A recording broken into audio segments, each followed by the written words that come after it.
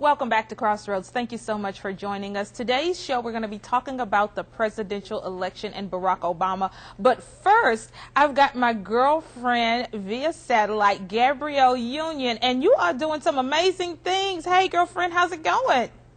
Hey, good. How you doing, girl? Girl, I'm fine. Now, you're sitting next to Grammy and Stellar Award-winning singer, songwriter, producer. He's like the Quincy Jones of our time. And you guys have a wonderful production going on in Atlanta, and you're going to be picking the best gospel choir and awarding $50,000 in prize money tonight in Atlanta. Tell me all about it. Well, you know what? How Sweet the Sound is a Verizon Wireless music experience. They started it in Memphis last year, and then this year they expanded it to 11 markets. So we're at the finale, and the finale, they're going to award the prize for the best church choir in America. We're specifically dealing with church choirs, so we picked them from different regions all around the country, and it's going to be off the chain tomorrow. Now, you know, the amazing thing is we all know that the best singers, especially from my community, come right out of the church. Aretha Franklin, Fantasia, Mary J. no Blige. doubt. I mean, if you No want to doubt. go down the line, there is nobody who in our community that's singing that did not come from the choir. How did this all get started, and why recognize gospel choirs? Well, I think it's that time where we celebrate. You know, everybody hasn't got the chance to get in front of the limelight or to get to the big stage. So this is that time where we celebrate them for just being, you know, dedicated to their local church ministry, coming to choir rehearsal after a hard day at work, you know, dealing with your kids or whatever. You're still there in choir rehearsal, singing your heart out, doing your thing. So this is that time where Verizon Wireless comes and they say, we thank you for just your efforts, for your sacrifice. Also, it's also one of those things that where we say thank you to the community and really actually try to bring some hope and some inspiration to the community. And you know, that is so important because the black church, especially the black choir, is the foundation of our community. It's the fabric. Yeah. It really, really is a thread in the fabric. It kind of keeps us together. I think everybody has, you know, memories of just going to church, you know, then coming home and having Sunday dinner. It's just a part of our heritage. And Miss Gabrielle, how did you get involved? I mean, how did you take a break from your Hollywood career and all the fancy parties and everything and get involved in this production? You know, this has been on my schedule for months and months now, and there's nothing I would do to, you know, to miss that. I had to make sure my schedule was clear so I could be a part of this.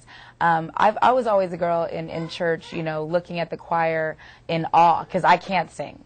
I think there's a lot of actors who got inspired to act because they couldn't sing, you know, sitting Right, in church exactly. going, what else can I do to shine? You know, I have such an affinity for groups of people that come together for the sole purpose of spreading positivity and joy and light and inspiration, and that's exactly what choirs do. So any chance I could take to be a part of a show that showcases those hardworking individuals, I jumped at the chance. Now, you guys were talking earlier, and we were saying that a lot of times the gospel choirs don't get the credit that they deserve.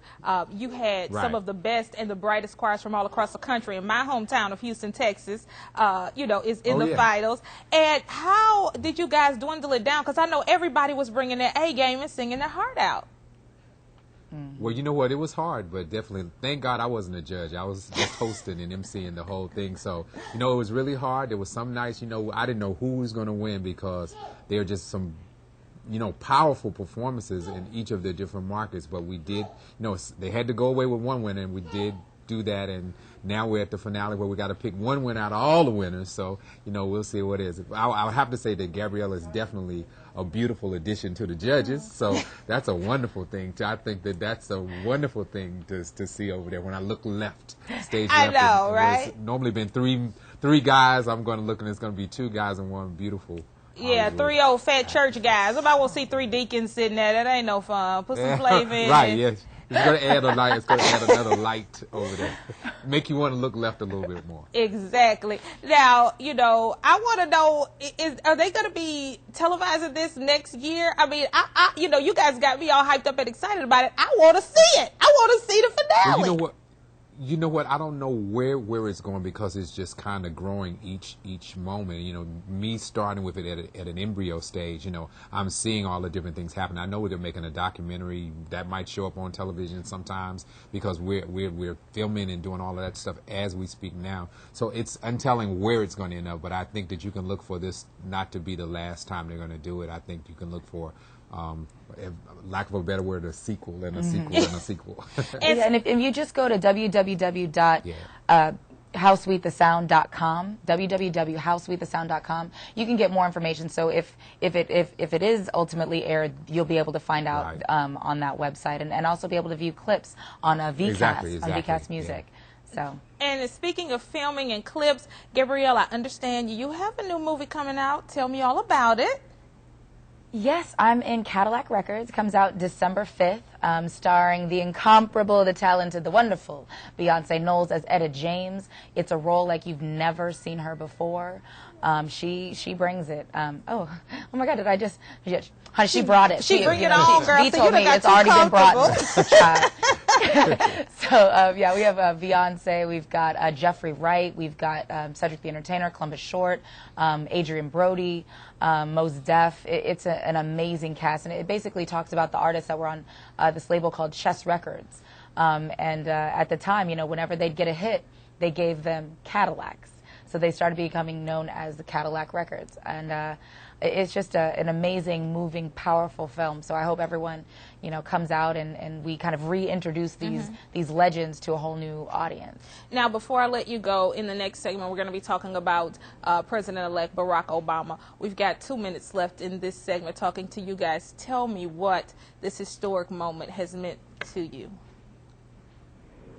Well, I actually live a block away from Grant Park, so I was there in person. Wow. It was the most amazing experience in Chicago to see like hundreds of thousands of people walking down Michigan Avenue, no traffic, everybody headed north, hugging all different ethnic groups, crying, just it was just a peace in that city like I've never felt before. And for me as a black man, it's just inspiring to see well, it inspires me to want to be more of an intellectual. It inspires me to want to make sure that I speak well. It inspires me to make sure that I'm polished at all ends. I think that, you know, it's a little shallow, but I think that Barack has made being intelligent hip again. And exactly. I so appreciate that. I so appreciate that. No. How about you, and I definitely think... I definitely think that, you know, our country is really big on preaching the American dream, that, you know, you come to America, you work hard, you educate yourself, and amazing things, you know, can happen. And without an example of that happening, it was just words. They're kind of empty promises that we were feeding the young people. And so when it wasn't happening, I think a lot of people grew very disenfranchised. Certainly in the minority communities, felt very marginalized, like they were not a part of anything. And then you have this man, this amazing man, Barack Obama, who came and united the whole country, who brought back passion and caring and intelligence to politics. And I thought it was wonderful to see the whole country and then the world rally around this man. And having met Barack many times, he is the real deal. He gets it. Like, for real, he gets it. So I'm just over the moon about this. Well, thank you guys so much for being here. We appreciate your time. No, thank you for having us. And stick around. There's more on Crossroads. Stay with us.